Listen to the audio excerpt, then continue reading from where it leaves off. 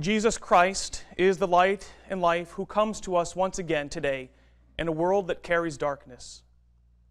When one looks at their iPhone or desk calendar today or writes the date, we cannot but pause and remember the tragedy that was committed 13 years ago today in the United States.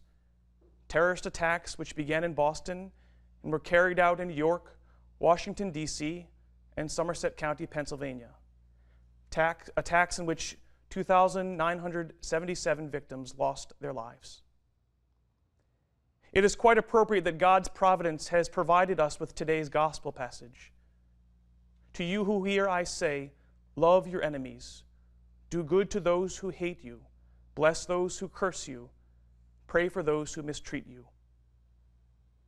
It is easier said than done, but at some point, you and I must forgive those who have carried out these horrific acts. Not only that, but you and I must forgive. We must show mercy to all those who have wronged us at any point in our life. If we are living according to the wisdom of this world, it does not seem right or fair that we are to forgive those who have trespassed against us. When we look at those responsible for terrorist attacks, and in fact at all those who have committed wrongs against us, there's a part of us which isn't fully converted to the love of Christ. It's that part in us which says, that person doesn't deserve forgiveness, or forgiving is showing weakness, or if I forgive them, then I'm condoning what has happened, or they should suffer for what they have done. These and any other excuse not to forgive, it ultimately comes from a logic of hate, a logic that is contrary to the love of God, that love of God which has been poured out into our hearts.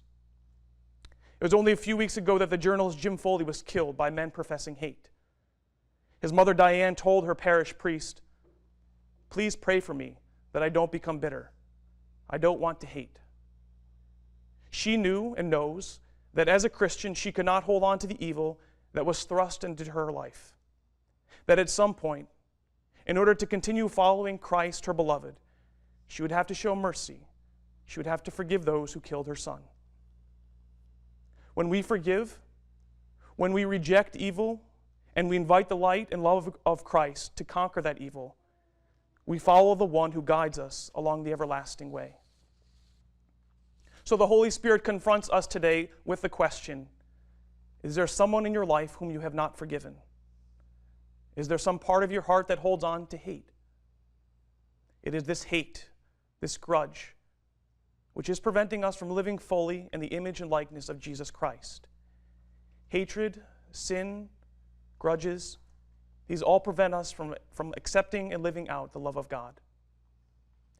The reality is that in Jesus' death and resurrection, you and I have been shown mercy and been given new life in baptism. There's nothing that we did to deserve this. Every time you and I go to confession, which should be regularly, we are forgiven of those acts of selfishness that we have committed against God and others. We are recipients of a mercy that we have done nothing to deserve. It is this mercy that we have received and which is continually offered to us in Jesus Christ that we who are Christians are meant to give to others. Praise be Jesus Christ, now and forever.